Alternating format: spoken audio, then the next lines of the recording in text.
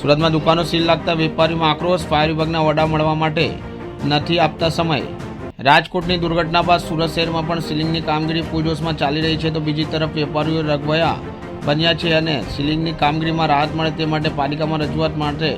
દોડી રહ્યા છે, તો બીજી તરફ પાલિકાના ફાયર વિભાગના વેપારીઓને મળવા માટે સમય આપતા ન હોવાથી લોકોમાં ભારે આક્રોશ જોવા મળી રહ્યો છે। રોષે ભરાયેલા વેપારીઓએ શાસકોને ફરિયાદ કરી